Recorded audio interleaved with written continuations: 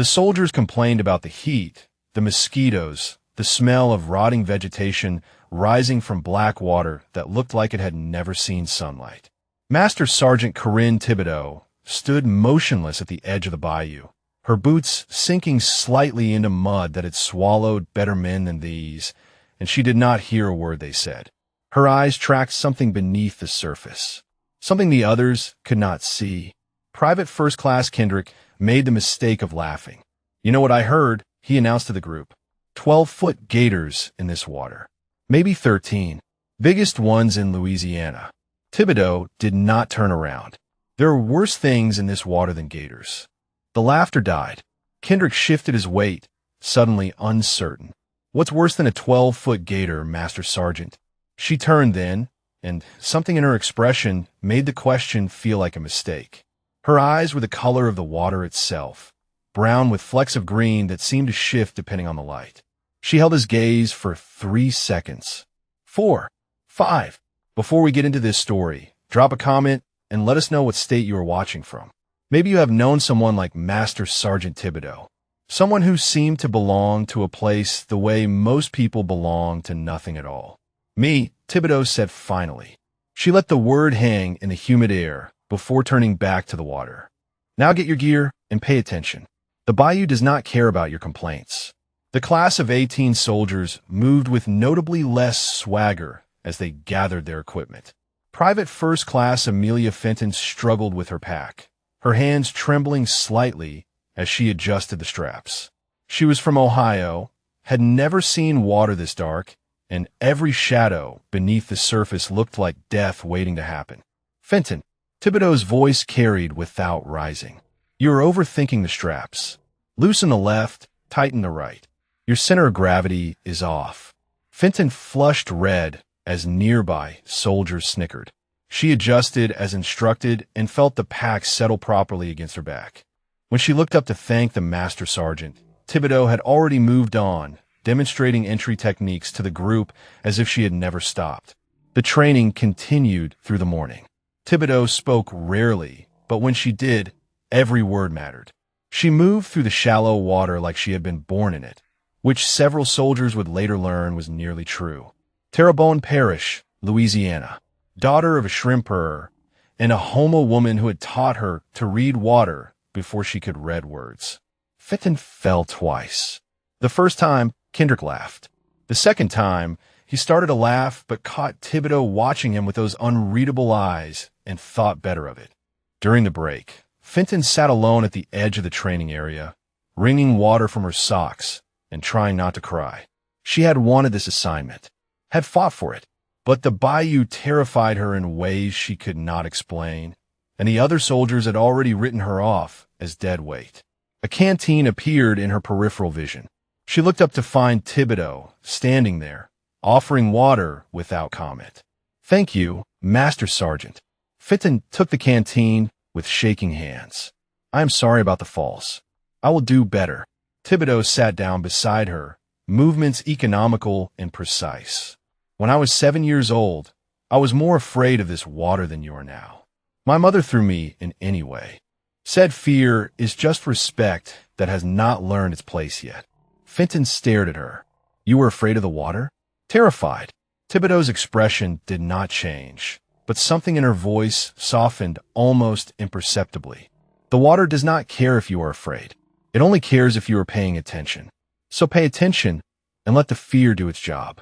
She stood and walked away before Fenton could respond, but the words stayed. Fear is just respect that has not learned its place yet. The afternoon session went marginally better. Fenton fell only once, recovered faster, and noticed Thibodeau watching her with something that might have been approval. They were packing up the equipment when the vehicle arrived. A pristine SUV that had clearly never seen a dirt road, carrying a man whose uniform looked like it had been pressed 15 minutes ago. Captain Derek Hollister stepped out, surveyed the muddy training area with visible distaste, and walked directly toward the group without acknowledging the soldiers who straightened at his approach. He stopped in front of Thibodeau, who had not straightened at all. "Master Sergeant Thibodeau." He made her name sound like something unpleasant. "I have been reviewing the training records for this facility. Your file is interesting. Interesting how, sir? Hollister smiled without warmth. 30 pages of service record. 18 of them redacted. He studied her face for a reaction and found none. I've seen files like that before. Usually means someone spent a lot of time doing very little of importance in places that needed to sound classified. Thibodeau said nothing. The soldiers around them had gone very still. Things are going to change around here, Hollister continued. Efficiency metrics. Measurable outcomes. The days of playing in the swamp and calling a training are over. He turned and walked back to his vehicle without waiting for a response. The SUV pulled away, leaving silence in its wake. Sergeant First Class Broussard, who had been helping with equipment, moved to stand beside Thibodeau. He was a big man, Louisiana-born like her, with 15 years of service and a face that rarely showed surprise. But he was watching Thibodeau now with something that looked almost like concern. You good, Corey? Thibodeau's eyes stayed on the retreating vehicle. 18 pages redacted, she said quietly. And he thinks that means I was doing nothing. Broussard let out a low breath. You want me to make some calls? I know people who know people. No. Thibodeau finally looked away from the road, her gaze settling on the black water of the bayou. Let him look at my file. Let him see what he wants to see. She picked up her pack and started walking toward the dock, leaving Broussard standing there with a troubled expression. Fenton, who had been close enough to hear, turned to one of the other soldiers. What is in those redacted pages? The soldier shrugged. Who knows? Probably just administrative stuff. But Fenton had seen the way Broussard looked at Thibodeau. She had seen the way Thibodeau looked at the water. And she was certain, absolutely certain, that those redacted pages contained something far more significant than administrative notes. The Bayou held worse things than Gators. Maybe Master Sergeant Thibodeau had not been joking after all. The conference room smelled like air, conditioning, and ambition. Captain Hollister stood at the front, clicking through slides that showed graphs and percentages and training metrics reduced to colored bars on a screen. The senior NCOs sat in rows of folding chairs, their faces carefully neutral. Thibodeau sat in the back corner, where she always sat, watching, waiting. The current waterborne training program, Hollister announced, requires an average of 6 weeks to complete. 6 weeks. He let the number hang in the air like an accusation. Private sector companies train civilian divers in 3. We're going to cut our timeline in half and double our throughput. Sergeant First Class Broussard shifted in his seat. Sir, with respect, we are not training recreational divers. We are training soldiers to operate in combat conditions in some of the most dangerous water environments on the planet. Hollister smiled the way a parent smiles at a child who has said something foolish. And how many of your graduates have actually operated in combat water conditions, Sergeant? Broussard's jaw tightened. That is not the point, sir. That is exactly the point. Hollister clicked to the next slide. We are spending resources preparing soldiers for scenarios that statistically will never occur. Efficiency means focusing on probable deployments, not hypothetical ones. Thibodeau spoke without raising her hand. The soldiers I trained in '09 deployed to Afghanistan 18 months later. River crossing under fire. All of them survived. The room went quiet. Hollister turned to face her, his expression hardening. And how many soldiers have you trained since then, Master Sergeant? How many of them have faced similar conditions? Thibodeau met his gaze. The ones who needed to. That is not a number.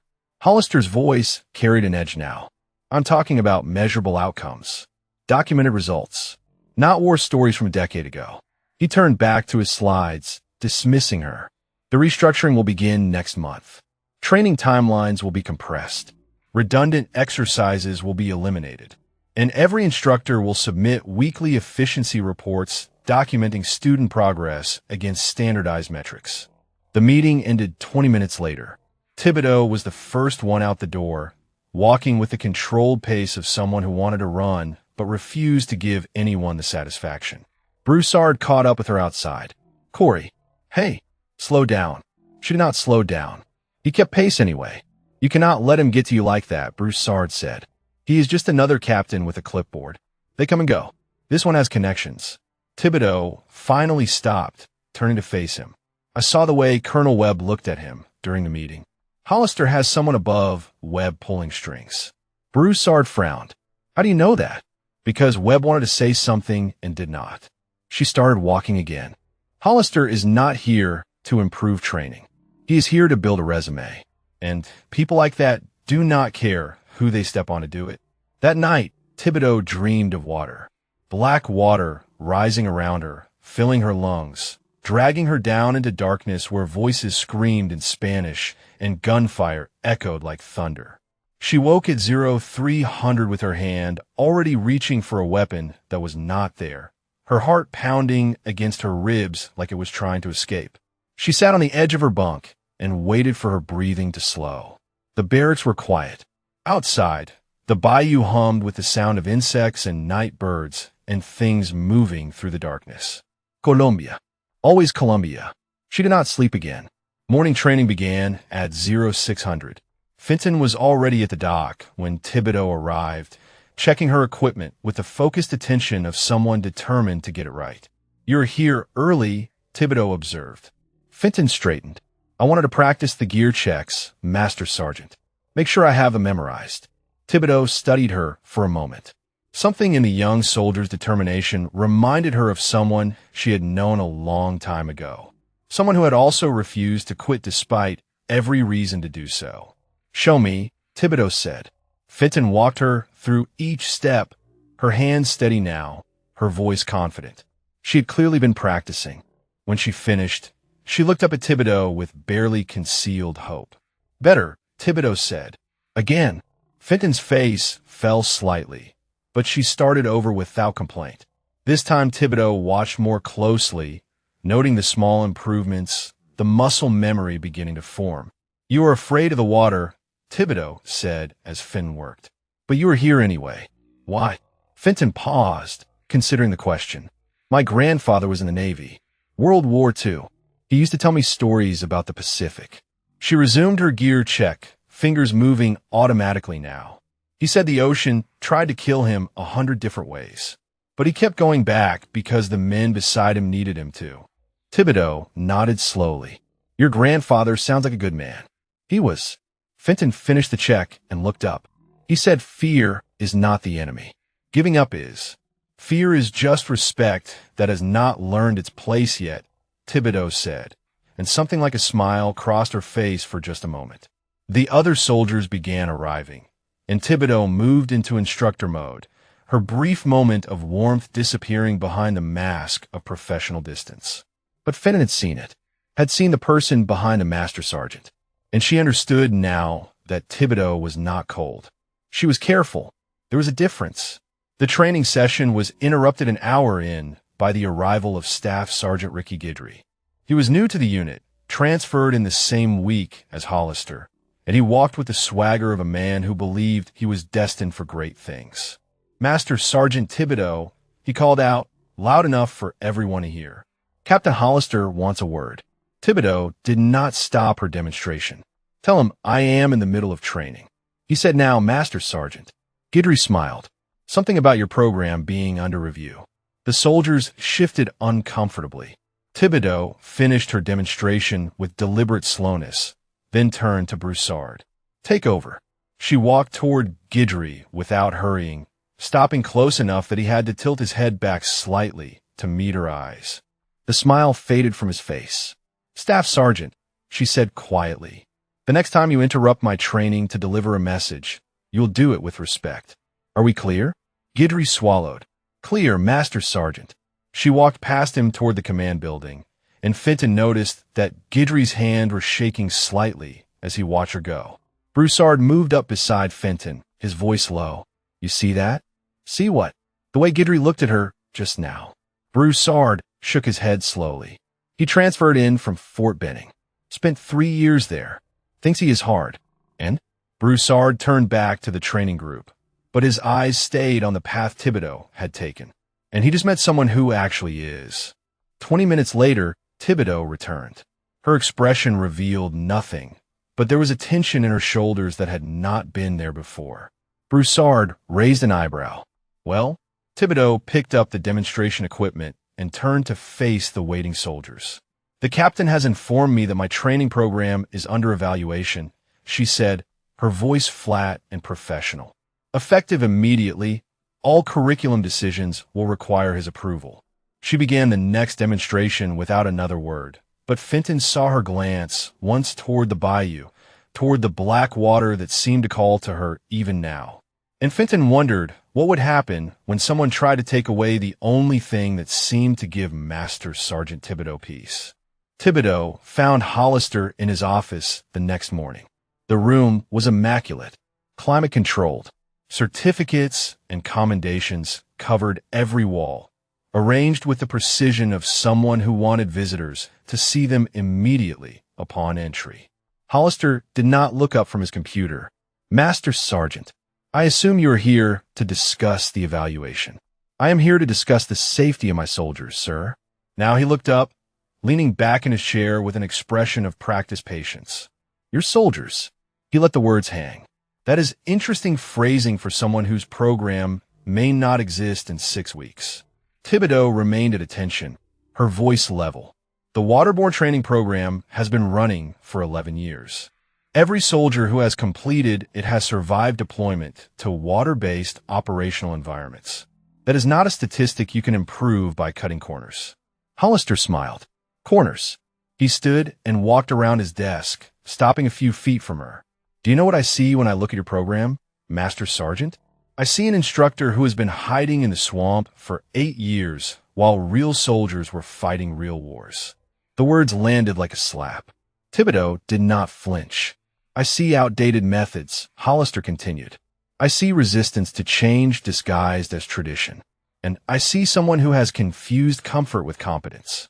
Sir, Thibodeau's voice did not waver. My methods have kept soldiers alive. Your methods are inefficient. Hollister returned to his desk and sat down. The evaluation will proceed. You will submit daily reports on training progress, and you will implement the curriculum changes I have outlined, or you will be reassigned. He looked back at his computer screen. Dismissed. Thibodeau stood there for 3 seconds. 4, 5. Then she turned and walked out without another word. Broussard was waiting outside, leaning against the building with his arms crossed. From his expression, he had heard everything through the thin walls. Hiding in the swamp, he said quietly, "That is what he thinks you have been doing." Thibodeau started walking toward the training area. Let him think what he wants. Corey. Broussard fell into step beside her. I was at Bragg in '07. I heard stories about a unit that did not exist, about operations in places we were not supposed to be. He lowered his voice. About someone they called Rougarou. Thibodeau stopped walking. Her eyes met his, and for just a moment, the mask slipped. Something old and tired looked out from behind her careful composure. That was a long time ago, she said. What happened? She did not answer. She did not have to. Broussard nodded slowly. So what are you going to do about Hollister? My job. Thibodeau resumed walking. Same as always. The afternoon training session drew a larger audience than usual. Word had spread about the confrontation with Hollister, and soldiers from other units had found reasons to be near the waterborne training area. They wanted to see what would happen next. Thibodeau gave them a show, though not the kind they expected. The exercise was a navigation drill through the bayou's narrow channels. Most instructors would demonstrate from a boat, pointing out landmarks and hazards from a safe distance. Thibodeau stripped down to her training gear and slipped into the water without a word. She moved through the channels like she was part of them. No splashing, no wasted motion. She navigated by instinct, reading currents and shadows that were invisible to the watching soldiers. At one point, she submerged completely, staying under for nearly 2 minutes before surfacing 50 meters away, exactly where she had said she would be. The soldiers watched in silence. Even the ones who had come to gawk had stopped talking. Fenton stood at the water's edge, her fear temporarily forgotten, replaced by something closer to awe.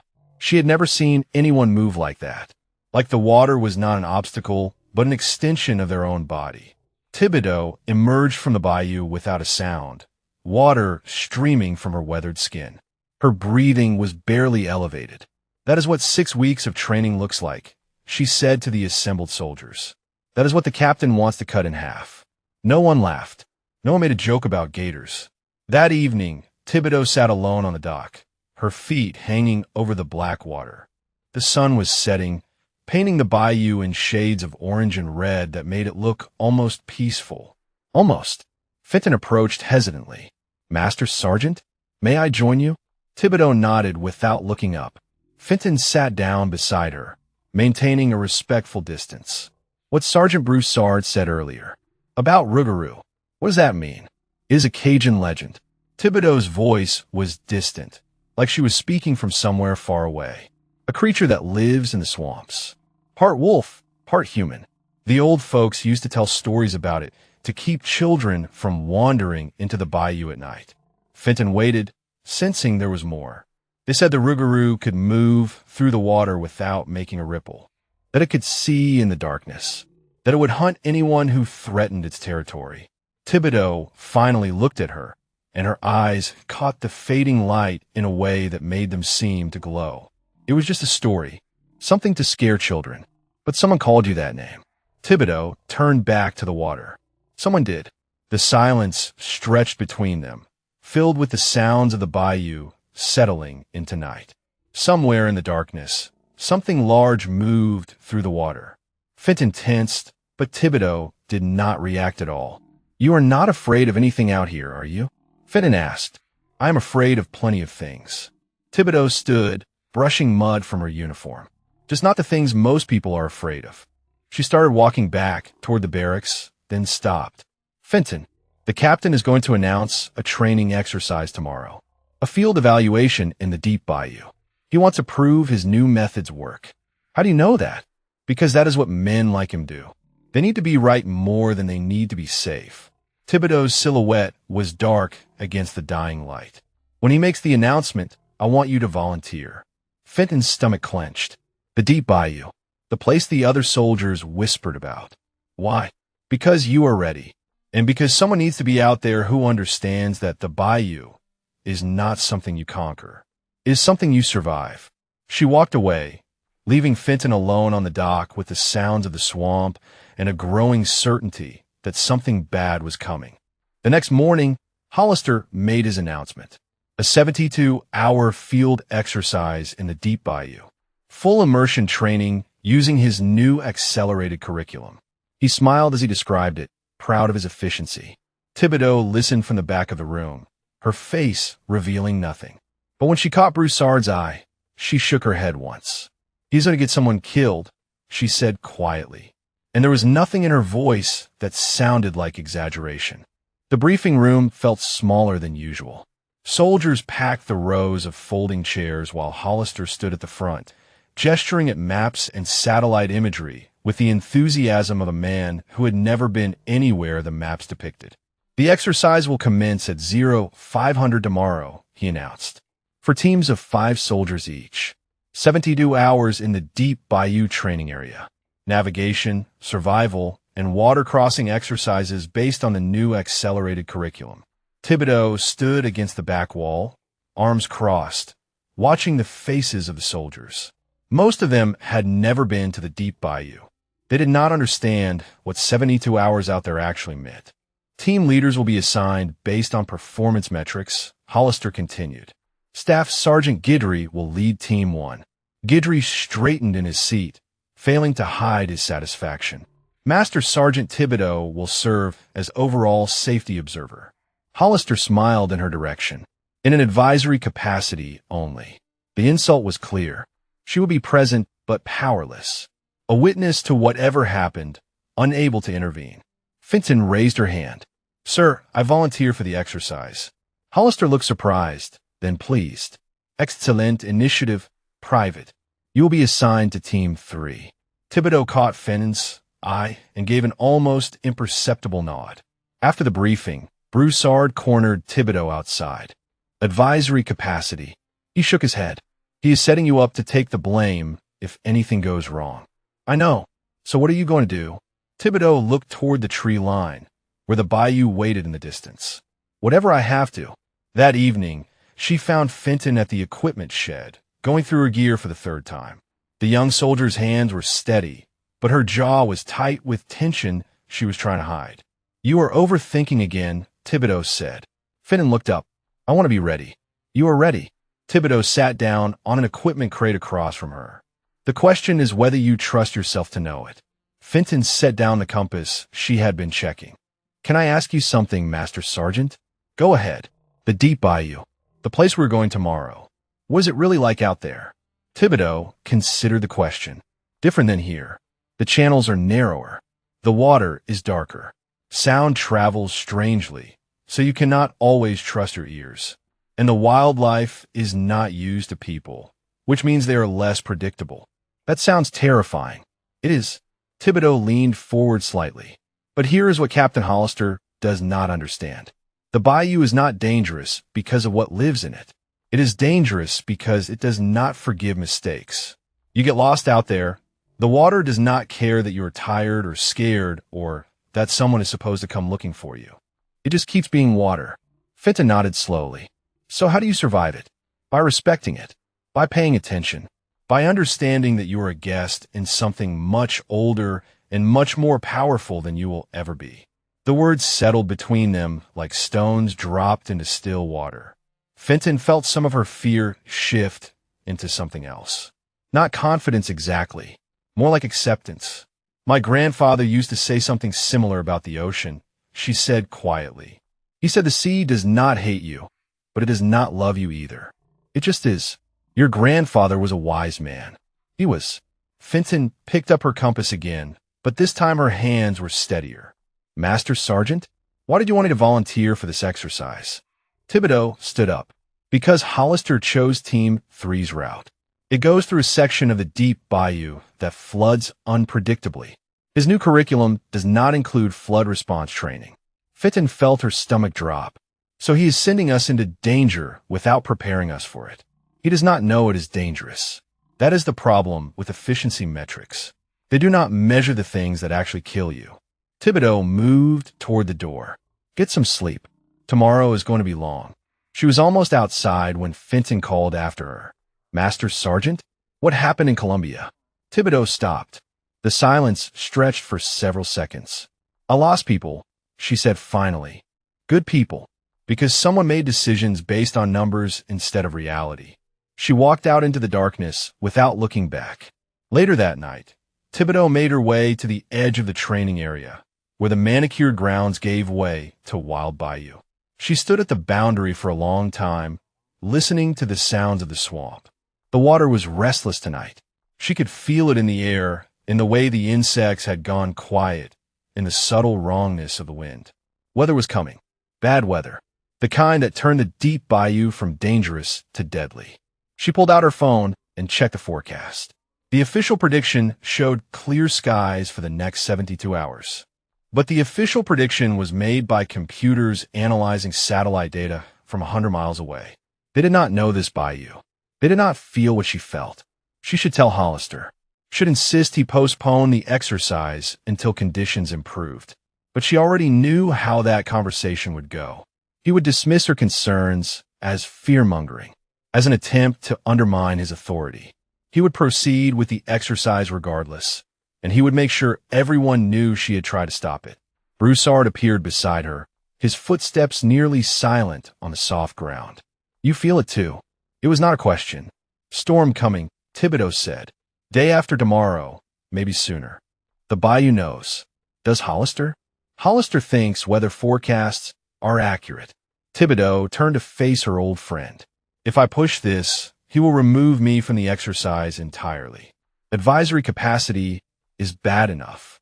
If I'm not out there at all, then nobody who actually knows the bayou will be there when things go wrong." They stood together in the darkness, listening to the restless water.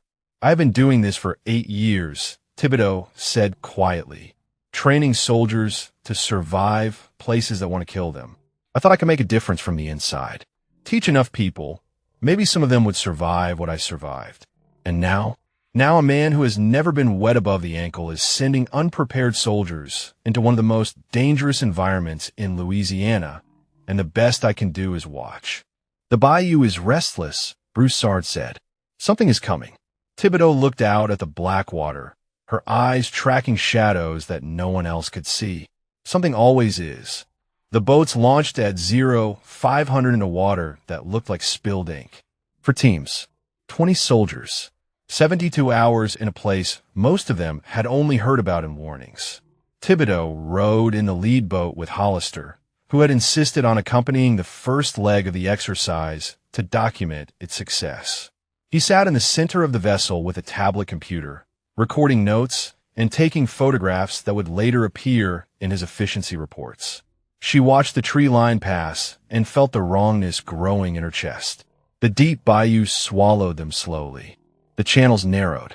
The canopy thickened until the early morning light became a gray twilight that seemed to exist outside of time. Sounds changed out here. Voices carried strangely, sometimes echoing back from directions that made no sense. Team 3 split off at the first checkpoint, heading down a channel that curved east toward the flooding zone.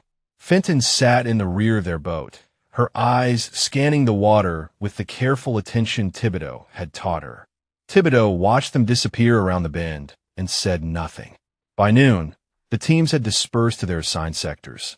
Hollister returned to the command post, satisfied that his exercise was proceeding according to schedule. Thibodeau remained in the bayou, moving between checkpoints in a small flat-bottomed boat she had requisitioned from the equipment shed. She found Broussard at checkpoint 4, monitoring radio traffic. "Anything?" she asked. "Team 1 is ahead of schedule." Broussard checked his notes. "Guidry is pushing them hard. Team 2 is on pace. Teams 3 and 4 are running about 30 minutes behind. The eastern channels are slower." Thibodeau looked at the sky through a gap in the canopy. "More obstacles. Hollister's timeline does not account for that. His timeline does not account for a lot of things." The afternoon brought clouds. Not the dramatic thunderheads that announced themselves with distant rumbling, but a slow gray thickening that crept across the sky like something trying not to be noticed. Thibodeau felt the pressure change in her sinuses, in the old scars on her hands, in the way the water moved beneath her boat. She keyed her radio. "All teams, this is Safety Observer. Report status." The responses came back in sequence. Team 1, all green. Team 2, all green. Team 4, all green. Silence from Team 3. Team 3, report status. Static. Then a broken transmission. Team 3, checkpoint, slight delay. The signal cut out. Thibodeau was moving before the static faded, her boat cutting through the water toward the eastern channels. Broussard's voice crackled over the radio behind her, but she was already too far away to hear the words clearly. She found Team 3 40 minutes later, stopped in a channel that had narrowed to barely twice the width of their boat. The soldiers looked tired and frustrated. Their team leader, a sergeant named Womack, was arguing with a navigation specialist over a map that had become increasingly useless. "Master Sergeant," Womack looked relieved to see her. "The channel we were supposed to take is blocked. Fallen tree, looks like it came down recently. We have been trying to find an alternate route." Thibodeau studied the water around them. The blockage was not natural. The tree had been dead for months, probably weakened by insects and rot. But something had pushed it over. Something large. "Where's Private Fenton?" "Here, Master Sergeant." Fenton emerged from the rear of the boat, her face pale but composed. "I am fine." Thibodeau nodded and turned back to Womack. "There is an alternate channel 200 meters back. Narrow entrance, easy to miss. It will add an hour to your route, but it reconnects with your original path past the blockage." "How do you know that?" "Because I have been through these channels more times than you have been alive, Sergeant." Womack did not argue. As Team 3 prepared to reverse course, Fenton moved to the side of the boat nearest Thibodeau. "Master Sergeant, can I ask you something?" "You usually do." "Colombia. You said you lost people. What really happened?" Thibodeau was quiet for a long moment, her eyes on the darkening water. "It was '08, a mission that did not exist, in a place we were never supposed to be. 6 of us went in. I was the only one who came out." Finn waited. "We were tracking a target through the river systems. The intelligence said he would be at a specific location at a specific time. The intelligence was wrong." Thibodeau's voice was flat, emotionless, like she was reading from a report. "They were waiting for us. ambush in a channel not much wider than this one. My team never had a chance. But you survived. I survived because I was in the water when the shooting started. Because the darkness was my friend that night, not theirs. Because I did what I was trained to do while everyone I cared about died around me. The words hung in the humid air. Somewhere in the distance, something large moved through the undergrowth. I spent 6 years doing things that nobody will ever know about, Thibodeau continued. And then I spent 8 years trying to teach other soldiers how to survive the things I survived. Because maybe if I save enough of them, it will start to make up for the ones I could not save. Fenton did not know what to say. She reached out and touched Thibodeau's arm briefly, a gesture of connection that said what words could not. The radio crackled. All teams, this is command. Weather update.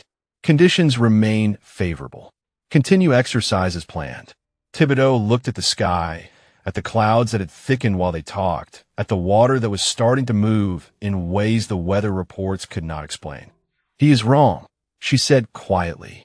About the weather? About everything. She helped Team 3 navigate to the alternate channel, then watched them disappear into the bayou's maze of waterways. The clouds continued to gather. The air grew heavier. The insects went silent. By nightfall, the first drops of rain began to fall. By midnight, the storm had arrived. And somewhere in the eastern channels, where the water was already rising, a distress call echoed across the frequencies. Team 1, emergency. We need immediate assistance.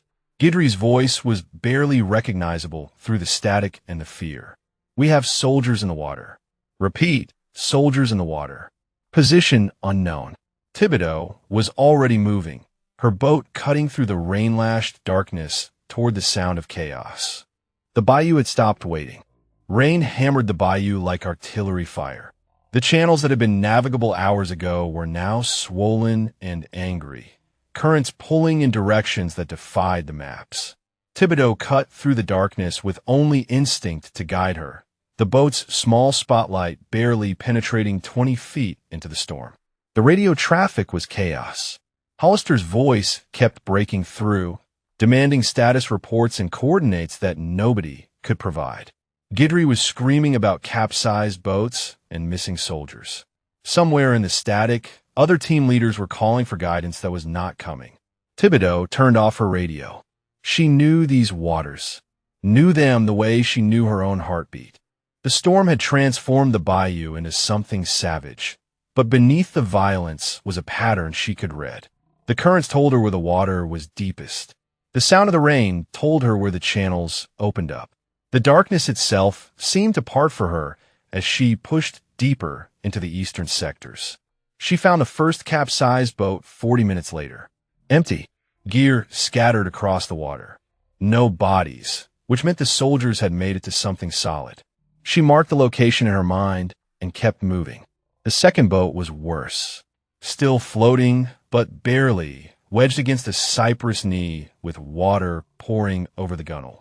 2 soldiers clung to the branches above, their faces white with terror in her spotlight beam.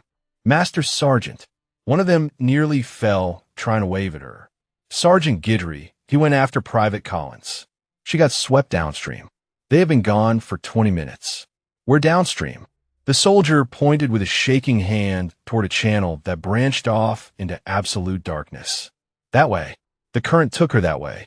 Thibodeau calculated distances and currents in her head. 20 minutes in water like this. A soldier without proper training.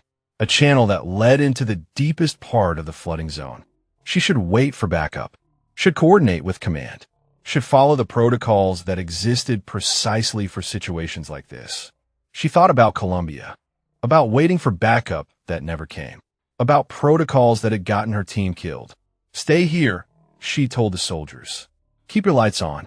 Rescue boats will be here within the hour. What about you? Thibodeau did not answer.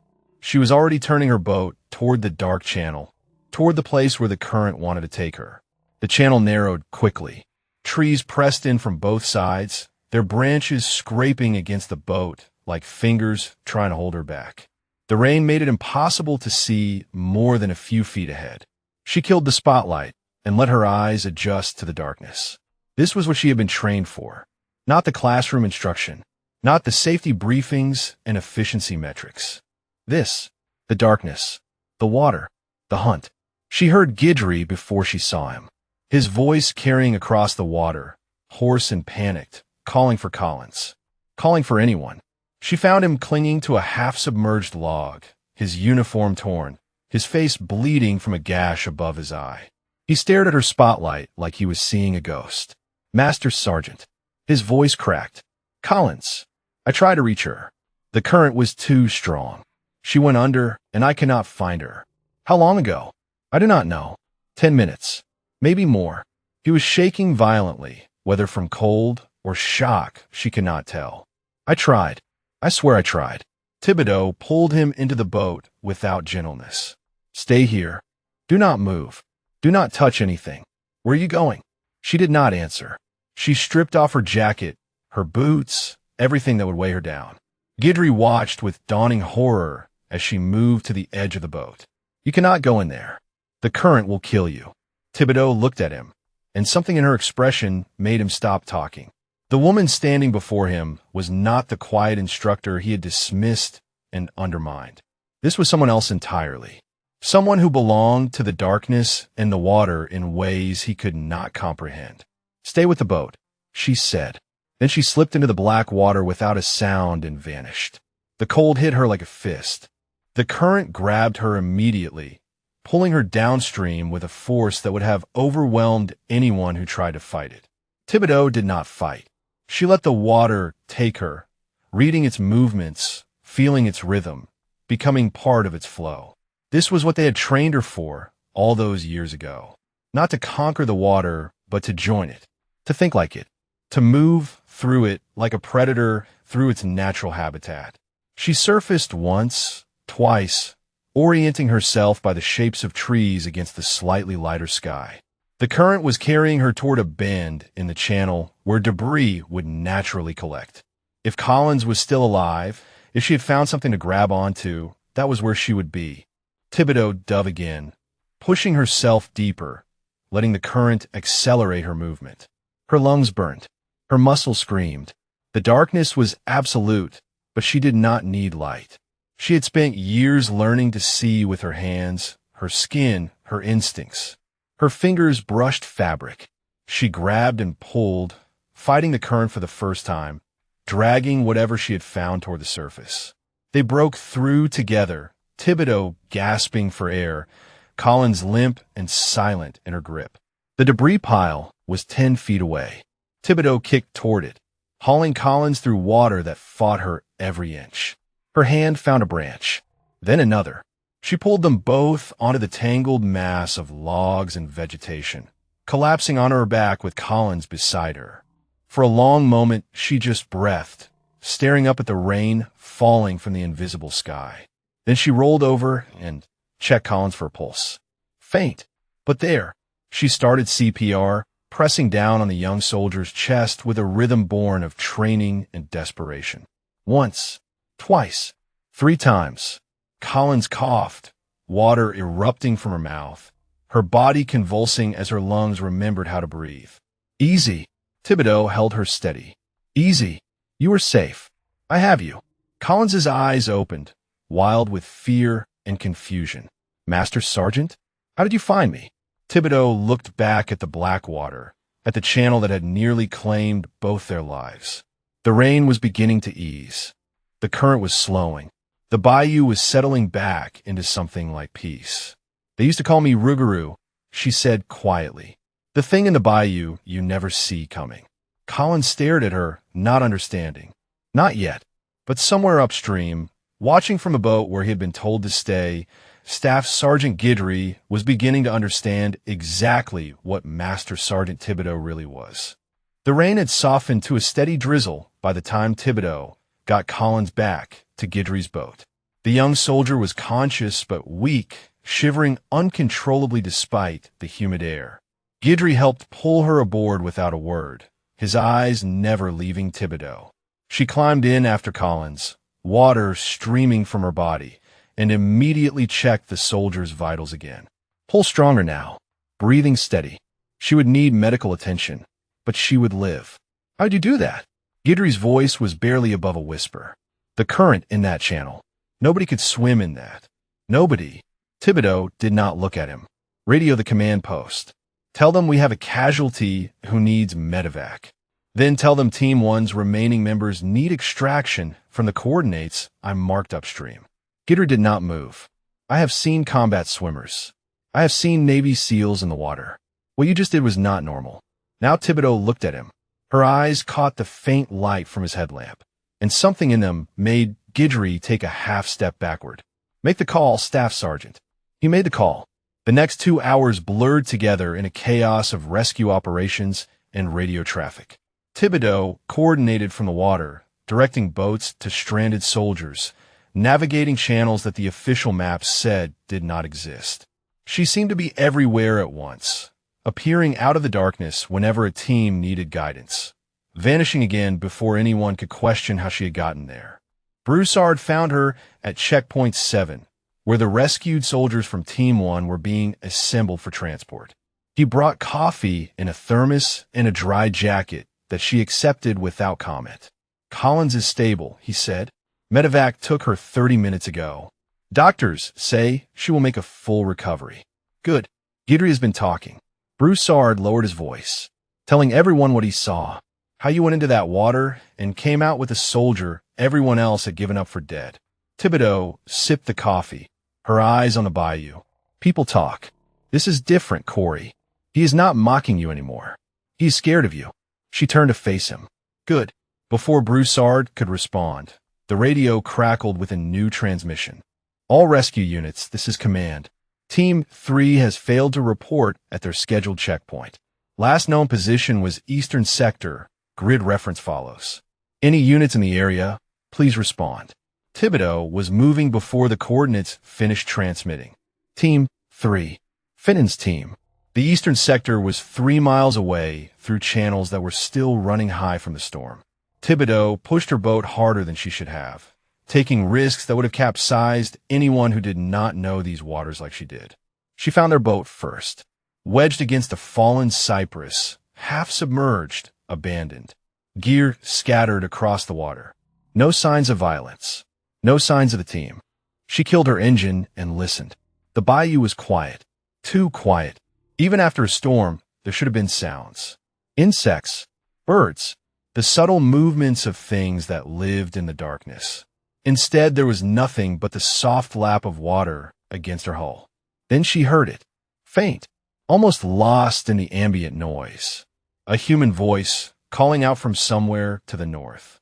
She followed the sound through channels that grew progressively narrower, the trees pressing in until she had to duck to avoid low-hanging branches. The voice grew clearer as she approached. Multiple voices now, scared but alive. She found them on a patch of high ground that barely qualified as solid earth. For soldiers huddled together in the darkness, their lights dead, their radio silent. Sergeant Womack sat apart from the others, his leg bent at an angle that made Thibodeau's jaw tighten. Master Sergeant. Fenton's voice cracked with relief. We did not think anyone would find us. Thibodeau beached her boat and moved to assess the situation. What happened? The channel flooded faster than we expected, Womack said through gritted teeth. Boat flipped. I hit something underwater. Broke my leg. The others got me here, but the radio got soaked. We have been calling out for hours. Thibodeau examined his leg with practiced efficiency. Clean break. Painful, but not life-threatening. She looked at Fenton. You kept them together. Kept them calm. You taught me, Fenton said simply. Pay attention. Respect the water. Do not panic. Something shifted in Thibodeau's expression. Not quite a smile, but close. She splinted Womack's leg with materials from her emergency kit, then helped load the team into her boat. It was crowded and rode low in the water, but she knew channels that would get them back safely. As they navigated through the darkness, Fenton moved to sit beside her. Master Sergeant, when you went after Collins, Guidry said you disappeared into the water for almost 10 minutes. Closer to 8. That is impossible. A person cannot hold their breath that long, cannot swim in currents that strong. Thibodeau was quiet for a moment, steering around a submerged obstacle that no one else could see. When I was 19, I was recruited into a program that does not officially exist. They trained us to do things that most people believe are impossible.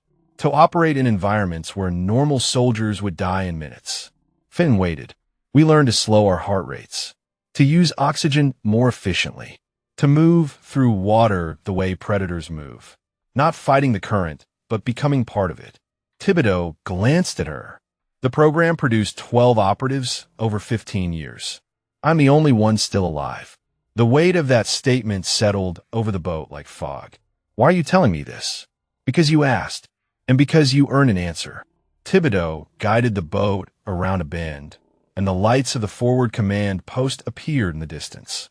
And because someday you might need to know that the impossible is only impossible until someone does it.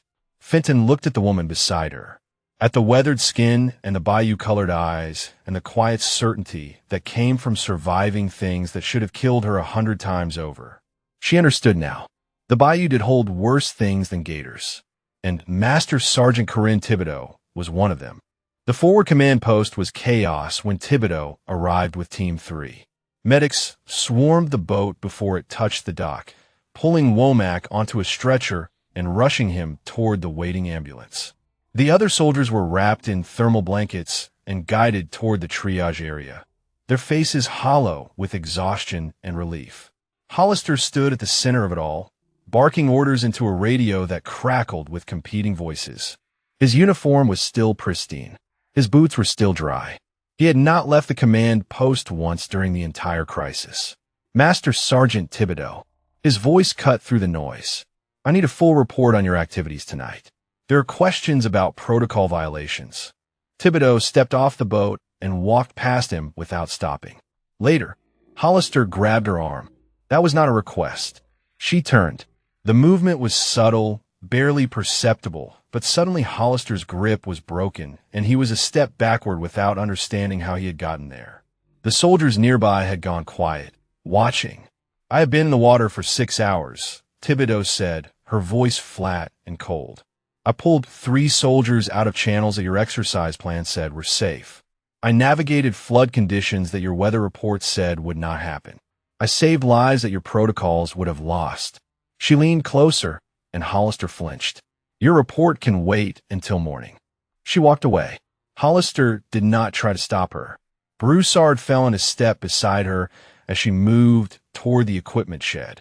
That was either very brave or very stupid. Probably both. He is going to come after you for that. In front of witnesses. Broussard shook his head. You just embarrassed him. He embarrassed himself. Thibodeau stopped at the shed door and turned to face her friend. His exercise plan nearly killed 4 soldiers tonight. His efficiency metrics did not account for weather, terrain, or basic safety protocols. That is not my fault. No, but he's going to make it your problem. She opened the shed and stepped inside, beginning the process of stowing her gear. Let him try. The next few hours passed in a blur of debriefings and medical reports. All soldiers were accounted for. Collins was stable at the base hospital. Womack's leg would require surgery but would heal fully. The other rescued soldiers had minor injuries and exposure, but nothing life-threatening. By any reasonable measure, the night had been a success. Everyone had survived, but Thibodeau knew that was not how Hollister would frame it. She found a quiet corner of the mess hall as dawn broke over the bayou. The storm had passed completely now, leaving behind a sky washed clean and pale. She sat alone with coffee she did not taste, staring out the window at the water that had tried to kill her soldiers. Fenton appeared in the doorway, hesitant. Master Sergeant, may I sit? Thibodeau nodded. Fenton sat across from her, her own coffee untouched. I cannot sleep. Every time I close my eyes, I see the water rising. That'll pass. Thibodeau's voice was distant. Eventually. Does it ever stop? The fear? No. Thibodeau finally looked at her. But you learn to use it. Fear keeps you sharp, keeps you paying attention. The soldiers who stop being afraid are the ones who get killed. Fenton absorbed this in silence. Then she asked the question that had been building all night. Colombia, the team you lost. What were their names? Thibodeau was quiet for a long moment. Most people did not ask. Most people understood that some doors were meant to stay closed. But Finnan had earned something tonight, had proven herself in ways that mattered. Rodriguez. Thibodeau's voice was barely above a whisper. Chun. Patterson. Okafor. Williams. She paused, and a man named Marcus Webb. Fenton's eyes widened. Webb? Like Lieutenant Colonel Webb? His younger brother. Thibodeau stared at her coffee. Marcus was our team leader. Best soldier I ever served with. He died 30 feet from me, and I could not reach him in time. Does the colonel know? He knows. Thibodeau finally took a sip of her coffee. He is the one who recruited me for instructor duty. Said his brother would have wanted me to keep teaching. Keep saving the ones I could. The weight of the revelation settled between them. Finnan understood now why Webb had protected Thibodeau, why he had given her latitude that other officers would not have. The mess hall door opened, and Broussard entered with an expression that made Thibodeau set down her cup. What? Hollister just filed an official complaint. Broussard sat down heavily. Insubordination. Failure to follow chain of command. Reckless endangerment of personnel. Reckless endangerment. Thibodeau laughed, but there was no humor in it. I saved 3 soldiers. He is claiming you deviated from rescue protocols, that you put yourself and others at risk by operating without authorization. Broussard leaned forward. He is also claiming that your actions during the exercise constitute evidence of mental instability. Fenton's face flushed with anger. That is insane. She is the only reason any of us survived. Hollister does not care about what actually happened. He cares about controlling the narrative. Broussard looked at Thibodeau. If this goes to a formal review, he has enough friends to make it stick. Thibodeau stood and walked to the window. The bayou stretched out before her, calm now, peaceful in the early morning light. The water that had raged and threatened just hours ago was smooth as glass. She had spent 8 years here. 8 years teaching soldiers to survive. 8 years trying to make peace with the ghosts that followed her from Colombia. And now a man who had never been wet above the ankle was trying to take it away. What are you going to do? Finnan asked. Thibodeau watched the water. Somewhere out there, beneath the surface, things moved in patterns only she could see. The bayou was her home, her sanctuary, her penance. She was not going to let Derek Hollister take that from her. The only thing I know how to do, she said quietly. Fight. She turned from the window, and something had changed in her eyes. The quiet instructor was gone. In her place stood the woman who had earned the name Rougarou, the predator who had survived things that should have killed her 100 times over. Hollister wanted a war. He was about to find out what war with Corinne Thibodeau actually looked like. The formal review was scheduled for 48 hours after the exercise ended. Hollister had pushed for immediate action, but Lieutenant Colonel Webb had insisted on proper procedure. Time for statements to be collected. Time for evidence to be gathered. Time for Thibodeau to prepare. She spent the first day doing something she had avoided for 8 years. She made phone calls, reached out to people she had served with in the program that did not exist. Men and women who had moved on to other assignments, other lives, but who remembered what she had done, what they had all done. By evening, her email contained 14 character statements from officers and NCOs across 4 branches of service. 3 of them were from general officers. 1 was from a sitting member of the Senate Armed Services Committee. Broussard watched her compile the documents with something like awe. I did not know you had those kinds of connections. I do not like to use them. Thibodeau organized the files on her laptop. These people owe me nothing. We served together. That should be enough. But you call them anyway. She looked up at him. Hollister wants to destroy everything I have built here. He wants to prove that I am unstable, that my methods are dangerous, that I do not belong in the army. And I'm going to show him exactly how wrong he is. The second day brought unexpected allies. Guidry appeared at her quarters shortly after dawn, his face pale and his hands shaking slightly. Master Sergeant, I need to talk to you. Thibodeau studied him for a long moment, then stepped aside to let him enter. He stood in the center of her small room, unable to meet her eyes. What I saw in the bayou, what you did for Collins. I have been thinking about it for 2 days straight. I cannot stop thinking about it.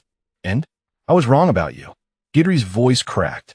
I came here because Hollister promised me advancement. Said if I helped him restructure the training program, he would make sure I got promoted. He looked up finally. I did not care who got hurt. I just wanted to move up. Thibodeau said nothing. Waited. The things I said about you. The way I treated you. Guidry swallowed hard. You saved Collins when I could not. You went into water that should have killed you, and you brought her back. And I have been helping a man who would have let her drown rather than admit his plan was flawed. What do you want, Staff Sergeant? Guidry reached into his pocket and pulled out a USB drive. Everything. Emails between me and Hollister. His plans for restructuring. The metrics he was going to falsify to make the exercise look successful. His connections to the promotion board. He held out the drive. I know it does not make up for what I did, but maybe it helps. Thibodeau took the drive. Why now? Because I watched you disappear into that water. Guidry's eyes were haunted, and I realized that some people actually care about soldiers more than careers. I want to be one of those people. She studied him for a long moment. Then she nodded once. Get out. He left without another word. The review convened at 0900 in the base conference room. Hollister sat at one end of the table with his JAG representative, a stack of documents arranged neatly before him. His expression radiated confidence. Thibodeau sat at the other end alone. She had declined representation. Lieutenant Colonel Webb presided, his face carefully neutral. This review has been convened to examine allegations of misconduct during the recent training exercise. Captain Hollister, you may present your case. Hollister stood, straightening his already perfect uniform. Master Sergeant Thibodeau demonstrated a pattern of insubordination and reckless behavior that endangered lives and violated multiple Army regulations. He presented his evidence methodically. Her refusal to follow his commands. Her unauthorized solo rescue operations. Her confrontation at the command post. Each point delivered with the precision of a prosecutor building an airtight case. When he finished, he sat down with the satisfied expression of a man who believed he had already won.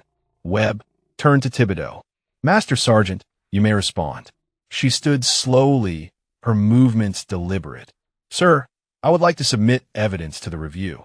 She connected her laptop to the room's display system. The first image that appeared was a weather radar showing the storm's actual path compared to the official forecast. The exercise was conducted despite clear indicators of dangerous weather conditions. Captain Hollister dismissed these indicators because they contradicted his predetermined timeline. She clicked to the next slide. Statements from the rescued soldiers. Every soldier pulled from the water that night has provided testimony that my actions saved their lives. Private Collins was underwater for approximately 8 minutes before I reached her. Standard rescue protocols would have required waiting for backup that was 45 minutes away. She would have died. Another slide. Medical reports. Sergeant Womack's team was stranded in a sector that flooded because Captain Hollister's modified route did not account for known flood patterns. Patterns that are documented in training materials he chose not to review.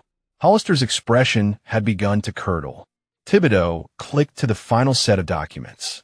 Character statements from 14 senior military officials, and a file of emails provided by Staff Sergeant Guidry.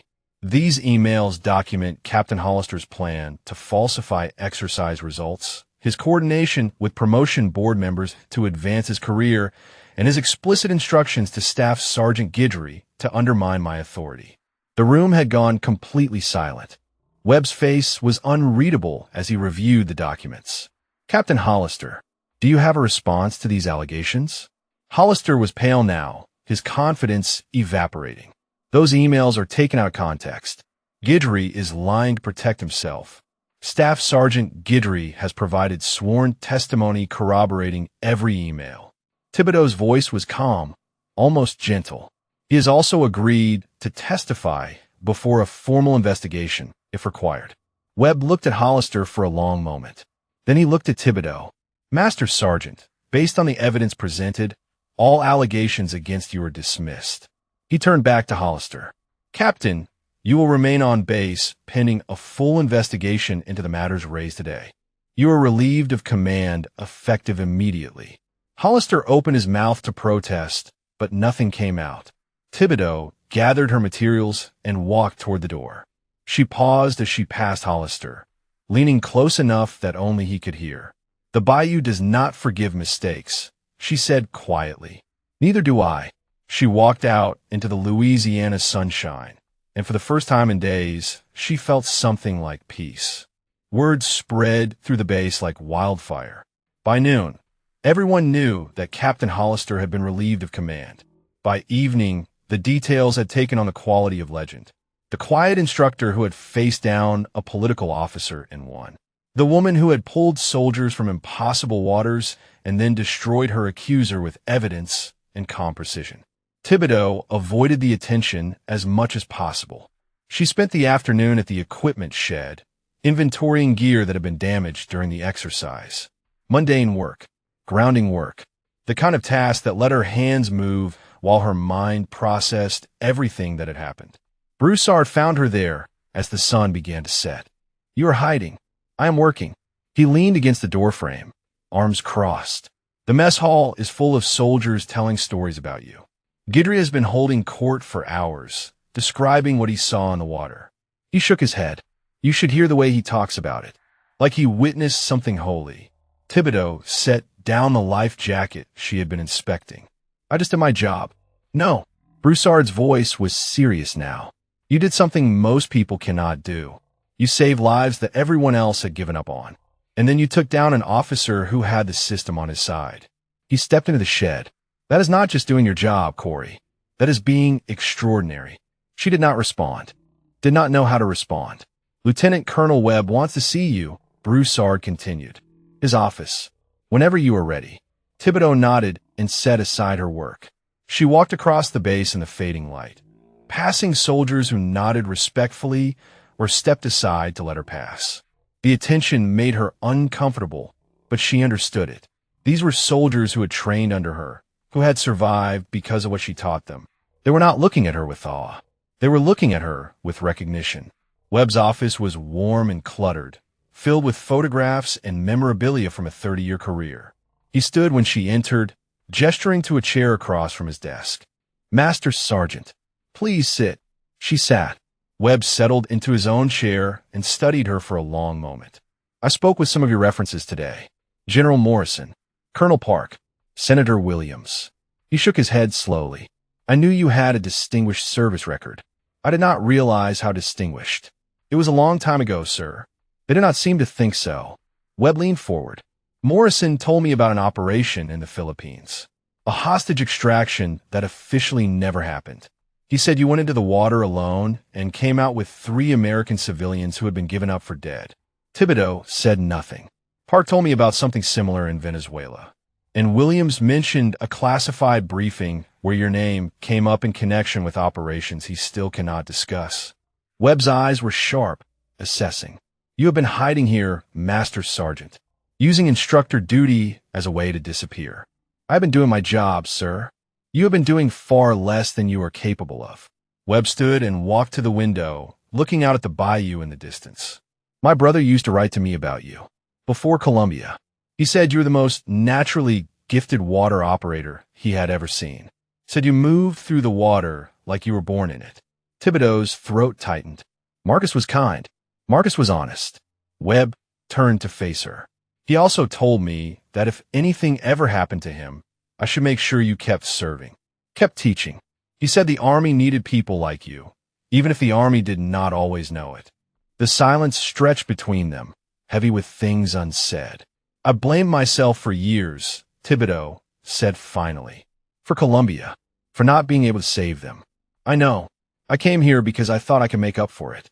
Train enough soldiers, save enough lives, maybe eventually the scales would balance." Webb sat down on the edge of his desk, closer to her now. "And have they balanced?" Thibodeau thought about Collins, pulled from Blackwater, about Fenton, who had conquered her fear and kept her team alive, about the hundreds of soldiers she had trained over 8 years, scattered across the world, surviving because of what she taught them. "I do not know," she said honestly, "but I'm starting to think that is not the point." Webb nodded slowly. "I am putting you in for a commendation, for your actions during the exercise." He held up a hand to forestall her objection. "You saved lives, Master Sergeant. That deserves recognition, whether you want it or not." Sir, I was just doing what needed to be done. That is exactly what Marcus used to say. Webb smiled, and for a moment Thibodeau could see the resemblance to his brother. He also used to say that the soldiers who do extraordinary things always think they are just doing their jobs. He returned to his chair. There is something else I want to discuss with you. Sir, your future. Webb folded his hands on his desk. Hollister is finished. His connections will not save him from falsifying documents and endangering soldiers, which means the training program needs new leadership. Permanent leadership. Thibodeau understood what he was offering. Full authority over the waterborne training program. No more interference from political officers with efficiency metrics. The chance to build something lasting. I am also prepared to recommend you for promotion, Webb continued. You have been a master sergeant for 6 years. It is time you moved up. She sat with the offer for a long moment. A week ago, she would have refused, would have insisted that she was content where she was, doing what she was doing. Hiding in the swamp, as Hollister had put it. But something had changed in the bayou during the storm. Something had shifted when she dove into black water and came out with a soldier everyone else had given up on. She had spent 8 years running from what she was. Maybe it was time to stop running. I have conditions, she said. Name them. I choose my own curriculum. No efficiency metrics. No accelerati timelines. Soldiers learn at the pace the bayou demands, not the pace some spreadsheet dictates. Done. And I want Finnan assigned to my staff. She has potential. Real potential. I want to develop it. Webb smiled. Already in progress. She requested the assignment this morning. Thibodeau felt something loosen in her chest. Something that had been tight for a very long time. Then I accept, sir. Webb stood and extended his hand. Welcome back, Master Sergeant. It is good to finally see you. The investigation into Captain Hollister concluded 3 weeks later. The findings were damning. Falsification of official documents. Conspiracy to manipulate promotion boards. Reckless endangerment of military personnel. Conduct unbecoming an officer. He was given the option to resign his commission rather than face court-martial. He took it. By the end of the month, Derek Hollister was a civilian, his military career reduced to a cautionary tale whispered among junior officers. Thibodeau heard the news while reviewing equipment requisitions in her new office. It was a small space, barely larger than a closet, but it was hers. The window looked out over the bayou, and she had positioned her desk so she could see the water while she worked. Broussard appeared in the doorway. Hollister is gone. Processed out this morning. She nodded without looking up from her paperwork. You do not seem surprised. I am not. Thibodeau signed her name to a supply request and set it aside. Men like Hollister always think they are smarter than the system. They never consider that the system has seen their type before. Broussard leaned against the doorframe, a familiar posture. What happens now? Now we rebuild. Thibodeau finally looked up. The training schedule needs to be redesigned. The curriculum needs to be updated. And we have a new class arriving in 2 weeks. She allowed herself a small smile. Lieutenant Colonel Webb approved your transfer this morning. You are officially assigned to waterborne training. If you want it. Broussard's face split into a wide grin. Corey, I have been trying to get this assignment for 3 years. I know. Why do you think I recommended you? He stepped into the office and dropped into the chair across from her desk. So what is the plan? First, we assess what we have. Thibodeau pulled out a folder thick with papers. Then we figure out what we need. Hollister cut corners everywhere. Equipment is outdated. Safety protocols are inadequate. Training routes have not been updated since I arrived here. That is a lot of work. Yes, but it is the right work. She met his eyes. These soldiers deserve better than what they have been getting. They deserve instructors who care whether they live or die. Broussard nodded slowly. You know, when you first got here, I thought you were just another burned-out operator hiding from the real world. I was. Maybe. But you are not anymore. He stood and moved toward the door. Whatever happened out there in the storm, whatever you remembered about yourself, I am glad it happened. He left before she could respond. That afternoon, Thibodeau walked the perimeter of the training facility with Fenton at her side. The young soldier had recovered fully from the exercise, though she still flinched sometimes at unexpected sounds near water. That would fade with time. The important thing was that she had not quit. The new equipment list needs to include updated radios, Fenton said, consulting her tablet. The ones we have cannot handle the interference in the deep bayou.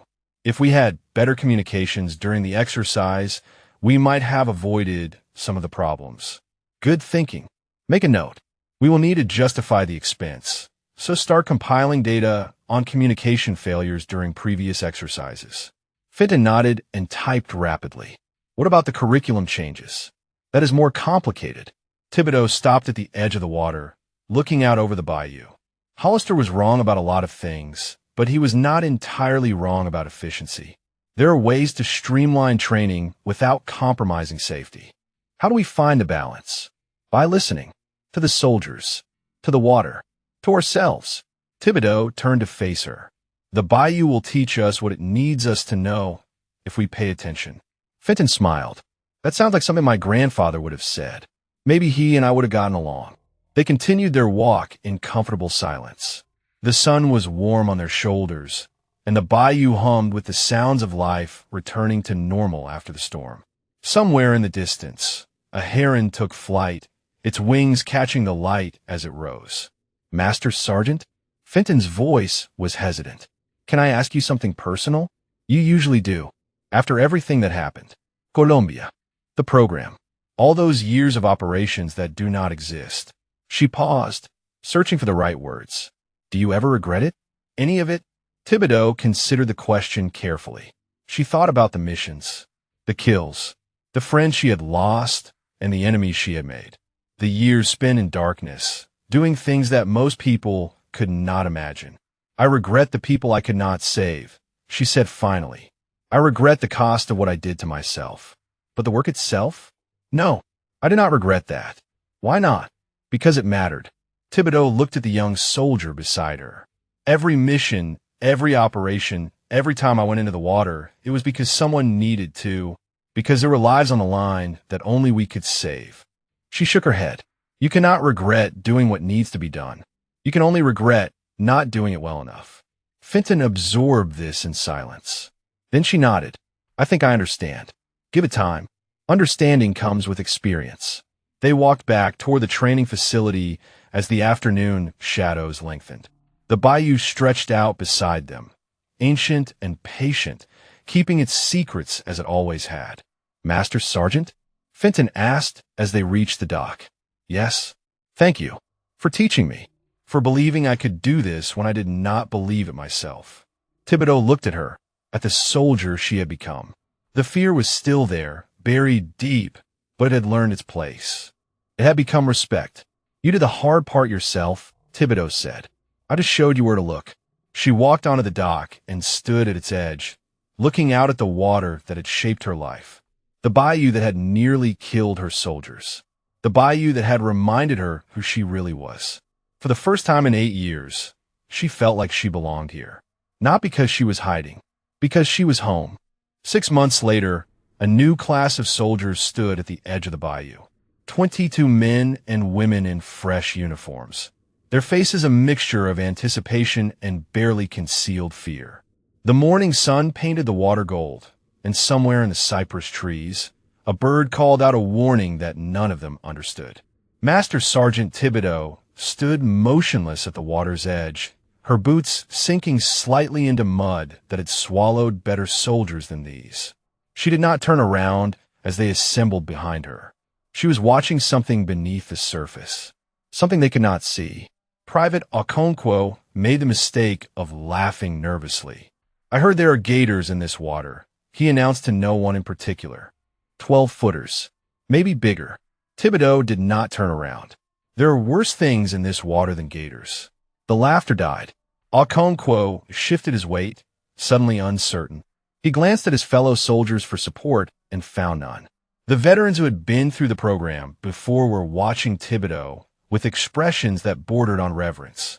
What is worse than a 12-foot gator, Master Sergeant? She turned then, and something in her expression made the question feel like a mistake. Her eyes were the color of the water itself, brown with flecks of green that seemed to shift with the light.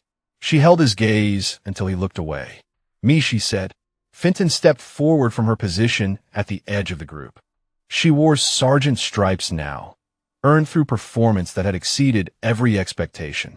Her voice carried the quiet confidence of someone who had faced the Bayou and emerged transformed. Fall in for orientation. Sergeant Finnan's commands were crisp and clear. Equipment check in 15 minutes. Anyone not ready gets extra laps around the perimeter. The soldiers scrambled to comply. Thibodeau watched them with something that might have been satisfaction. The training program had changed in the months since Hollister's departure. New equipment, updated protocols, a curriculum that balanced efficiency with safety, speed with thoroughness. The graduation rate had improved. More importantly, the survival rate for deployed soldiers had improved even more. Broussard appeared at her side, holding 2 cups of coffee. He handed one to her without comment. New batch looks green, he observed. They always do. Remember when Finnan looked like that? Thibodeau sipped her coffee and watched her former student direct the new soldiers with practiced authority. She has come a long way. They all have. Broussard gestured toward the training facility, where veterans of previous classes were preparing equipment and running diagnostics. You built something here, Corey. Something that matters. We built something. He smiled. Fair enough. The morning training session proceeded smoothly. Thibodeau moved among the soldiers, correcting techniques, offering guidance, occasionally demonstrating movements that made even the most confident students pause in awe. She was patient where patience was needed and demanding where nothing less than excellence would suffice. During the afternoon break, Collins found her at the dock. The young soldier had returned to duty 3 months after her rescue, fully recovered and determined to complete the training she had nearly died attempting. She had graduated at the top of her class. Master Sergeant. Collins saluted crisply. I wanted to let you know. My orders came through. Thibodeau returned the salute. Where are they sending you? Forward deployment. Riverine operations. Collins smiled. They said my waterborne qualifications were exceptional. They were. Collins hesitated, then spoke again. I never properly thank you. For what you did in the Bayou. For going into that water when everyone else had given up. Thibodeau studied the young soldier she had pulled from death. You do not owe me thanks. You owe me excellence. Go out there and survive. That is how you thank me. Collins nodded, her eyes bright. I will, Master Sergeant. I promise. She walked away, and Thibodeau watched her go with something that felt like hope. The sun was setting when Lieutenant Colonel Webb arrived at the training facility. He found Thibodeau at her usual spot, standing at the edge of the water, watching the bayou settle into its evening rhythms. Master Sergeant. He stood beside her, looking out at the same water. I wanted to deliver this personally. He handed her a folder. Inside was a certificate and a set of orders. Thibodeau read them twice before speaking. Sergeant Major? The promotion board met yesterday. Webb's voice carried a warmth she rarely heard from him. It was unanimous. She stared at the papers in her hands. Sergeant Major Corinne Thibodeau. The highest enlisted rank she could achieve. Recognition not just for what she had done, but for what she had built. Marcus would be proud, Webb said quietly. Thibodeau felt the words settle into her chest, filling spaces that had been empty for a very long time. She thought about his brother, about the team she had lost, about the years she had spent trying to make amends for surviving when they did not. I hope so, she said. Webb nodded and walked away, leaving her alone with the bayou. The water was calm now, reflecting the orange and purple of the sunset sky. Somewhere in the distance, an alligator slipped beneath the surface, hunting in waters it had claimed long before humans arrived. The insects began their evening chorus, and the birds settled into the cypress trees for the night. Thibodeau stood at the edge of it all, the woman who had earned the name Rougarou, the predator who had become a protector, the soldier who had found her way home. If you connected with this story, drop a comment about what resonated most with you, or share if you have known someone whose quiet exterior hid extraordinary capability. Someone like Master Sergeant Thibodeau, who carried more beneath the surface than anyone could see. She stayed at the water's edge until the last light faded from the sky. Then she turned and walked back toward the training facility, where tomorrow's soldiers waited to learn what she had to teach them.